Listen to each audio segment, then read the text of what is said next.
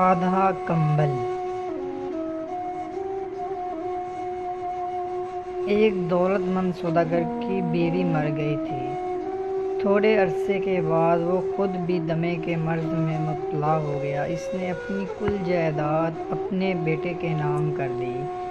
ہزاروں کی جائیداد پا کر پہلے تو جوان لڑکا اور اس کی بیوی سب سوداگر کی خوب اچھی طرح خاطرداری کرتے رہے، مگر کچھ عرصے کے بعد ان کا جوش ٹھنڈا ہو کر یہ حالت ہو گئی کہ علاج معالجہ بھی چھوٹ گیا اور کھانا بھی وہی ملنے لگا جو معمولی انداز کا گھر میں پکتا تھا، بلکہ ایک دن تو نوجوان بیٹے نے صاف کہہ دیا، بابا جی آپ اپنی چارپائی صحن بیٹھ جائیں تو بہتر ہوگا، ہر وقت کھانستے رہنے سے بچوں میں بیماریاں پھیلنے کا اندیشہ ہے۔ بیمار باپ کو صبر اور شکر کے سوا کوئی چارہ نہ تھا۔ اس نے کہا، مجھے تو عذر نہیں، مگر ایک کمبل اوڑھنے کو چاہیے کہ ابھی سردی باقی ہے۔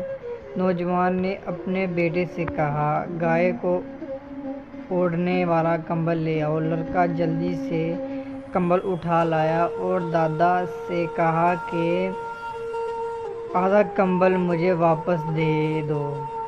دادا بولے، بیٹا آدھے کمبل سے سردی کیا جائے گی؟ باپ نے بیٹے سے کہا، دادا کو سارا ہی کمبل دے دو۔ اس پر چھوٹے لڑکے نے باپ کو مخاطب کر کے جواب دیا، گھر میں ایسا کمبل تو ایک ہی ہے، اگر سارا دادا کو دے دیا تو جب آپ بوڑھے اور بیمار ہو کر صحن میں چارپائی بچھائیں گے تو آپ کو کیا دوں گا؟ نوجوان باپ لڑکے کی یہ معمولی بات سن کر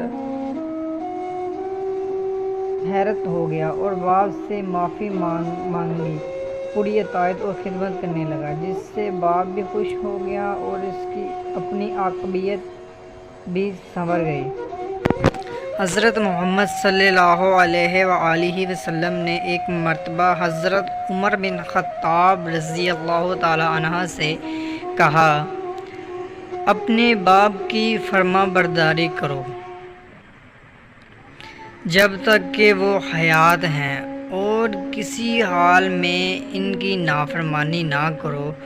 خوش قسمت ہوتے ہیں وہ لوگ جو اپنے ماں باپ کی خدمت کرتے ہیں اور اپنی دنیا اور آخرت سنوار دیتے ہیں۔ تو جی ویورز، کیسی لگی ہماری ویڈیو؟ پلیز ہمارے چینل کو لازمی سبسکرائب کریں۔